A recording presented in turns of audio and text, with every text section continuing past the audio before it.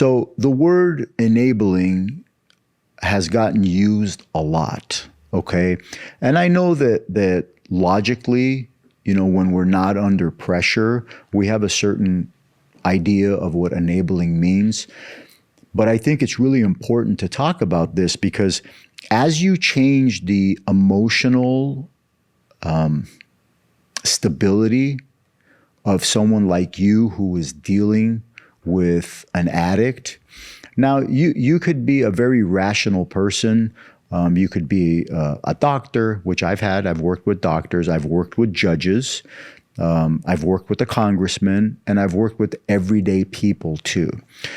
And you would be surprised, under the right type of pressure and time constraint, what you call or what I call enabling actually feels more like help to you. If we raise the temperature of the situation and I can get you off balance enough, then what happens is that you don't understand or view that what you're doing is enabling, it becomes help to you. So from your perspective, you're now offering help when it's actually enabling. See, every good con has to have enough truth in it for the person to bite. So addicts are excellent liars, manipulators, cheaters, and thieves.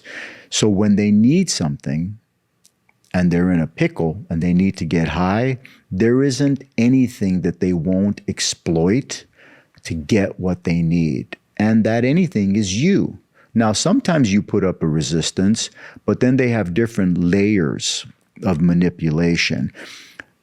They know your buttons. They know where they are. They know which ones to push. You know why? Because they put them there. You are being manipulated in a way that is beyond your comprehension, because the need that the addict has to get more far surpasses anything you've ever dealt with in your life. They are excellent salespeople. I know, because I'm a recovering addict. I've been clean for over 30 years, and these things that I'm sharing with you are inside information. Please understand that when your security gets shook and you get that call at 2 a.m. and you're half asleep and you get caught off guard and they drop this big emergency on you, what happens to you is your stability gets shook. You're no longer working with common sense. You become a reactive person, especially if you're a father and it's your daughter on the phone. I know, believe me, I know how they work it. They're doing what they have to do to get what they need to get. You need to keep your head in that moment. And you need to stick to the strict fundamental truths that I'm sharing with you. Ask yourself in that moment, in that heated moment, did you cause this? Or did they one more time put themselves in a situation that they know they can't get out of unless you help them?